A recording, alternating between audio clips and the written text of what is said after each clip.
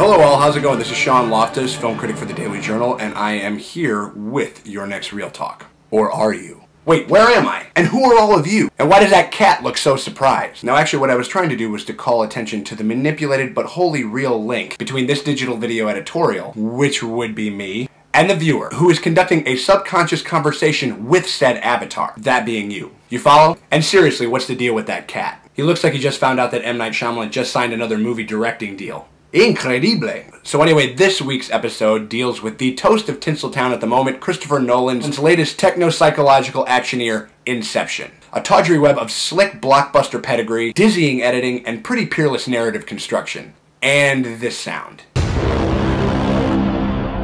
Seriously, all of these flicks trailers have been... Seriously, all of these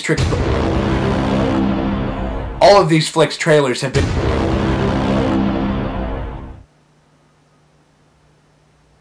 All of these flicks trailers have been giving the THX sound cue a run for its money. And throughout the film's first half hour, the only thing that's going to be worked harder than your theater's subwoofers will be your precious little noggin. Jumping headlong into the film's already swirling narrative, you're pretty sure that what you're watching is awesome, even if you don't wholly understand it. You know, sort of like this guy. Hello.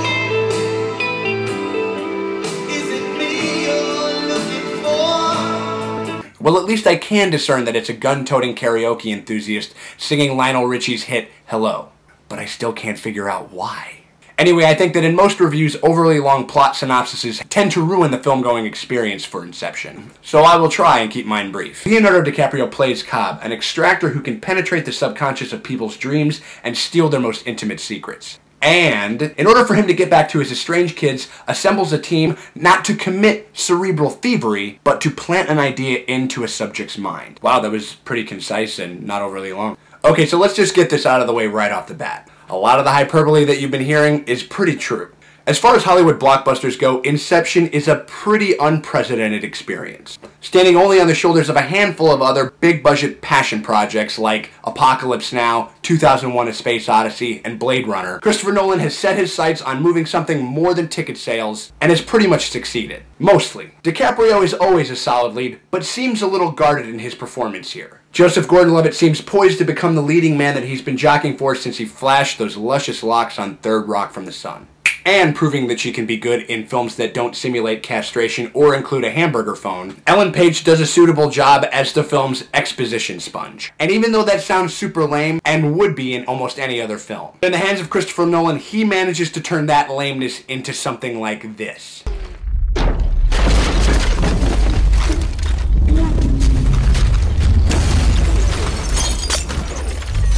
Alright, now we come to the rating of the flick. Now, even though that I think that Inception undersells its concept a touch, feels a bit rushed at times, and is a bit too preoccupied with being an action film, none of those things stop it from being arguably the best adult entertainment to come out this summer, if not the year. And what we're left with is a writer-director exercising his vision of limitless imagination. Makes me think of all the young bloggers out there, even like this little guy. Inception comes out. Are you gonna see it? I think. It's just if my mom allows me. Who probably wants to grow up and have a real talk of his own someday. Wait a minute. That kid looks really, really familiar, doesn't he? Yeah, he totally does. Holy shit.